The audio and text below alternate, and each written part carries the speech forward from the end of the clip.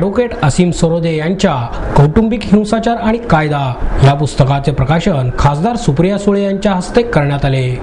ज्येष्ठ सामाजिक कार्यकर्त्या विद्या बाळ, मनोविकास प्रकाशनचे अरविंद पाटकर, कर्मवीर भाऊराव पाटील, दत्तक पालक योजनेच्या अध्यक्षा मंगला सरोदे आदी यावेळी उपस्थित होते।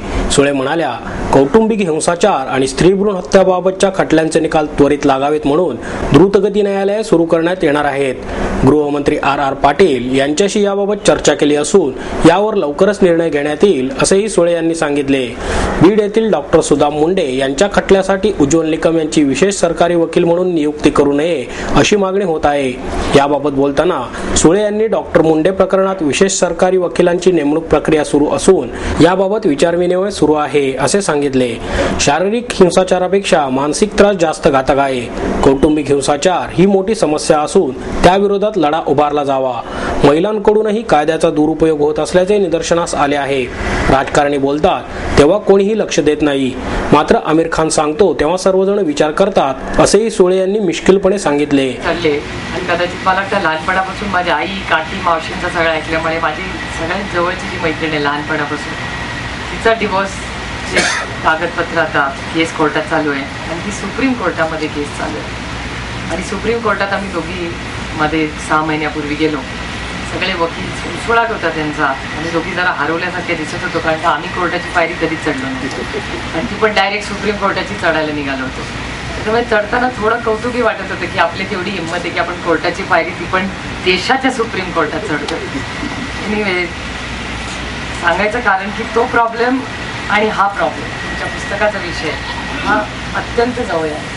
म्हणजे ज्यासाठी मी पहिल्यांदा सुप्रीम कोर्टात गेले माझ्या सगळ्यात जवळच्या मैत्रिणीच्या डोमेस्टिक व्हायलन्ससाठीच गेले। आणि तुम्हाला आश्चर्य वाटेल पण एखादी चांगले संस्कार कुठल्या त्या महिलेवर असतील किंवा युवतीवर असतील ते म्हणजे ती नवऱ्याचा कुठलाही अन्याय जी सहन करते ती सगळ्यात चांगली बायको असते आणि ती सगळ्यात जास्त उपाशी राहून किंवा उष्ट किंवा उरलेलं कालचं जेवते आणि मुलांचं, नवऱ्याचं, सासू सासऱ्यांचं करते, त्याला सगळ्यात चांगली भारतीय माता समजलं जातं। अशाच खरं तर संस्कारातून आपण सगळं वाढलेलो आणि त्या गोष्टी बदलायला खूप वेळ लागतो। आणि मला नेहमी वाटतं कायद्यांनी हे प्रश्न संपत नाहीत, कारण का हे सगळे जे आपल्या देशातले महत्त्वाचे प्रश्न आहेत ज्याचा उल्लेख तुम्ही केला की आमिर खान आज येतो, हे कुठलेही प्रश्न सामाजिक आहेत। कुठलाही प्रश्न तुमच्या माझ्या विचारातून की 1000 वर्षापूर्वीपासून आपण जे ऐकत आलो, आपल्या काक्या, मावश्या, आजी पण ज्या करत आल्या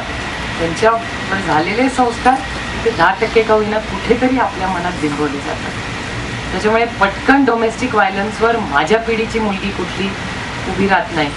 जर ती फक्त स्वतःच्यावर इंडिपेंडेंट फायनान्शियली असेल तर ती कदाचित मुलांसाठी थोडा वेळ आणि टॉलरेट करते, पण त्याच्या पुढे जेव्हा जातं तेव्हाच ती मुलगी कोर्टात जाऊन डिवोर्स मागते। विद्या बाळ म्हणाल्या, राजकारणामध्ये नेते खूप झाले असून कार्यकर्ते मात्र कमी होत आहेत। अशा वेळी महिलांनी राजकारणात यावे म्हणून प्रयत्न सुरू आहेत ही समाधानाची बाब आहे।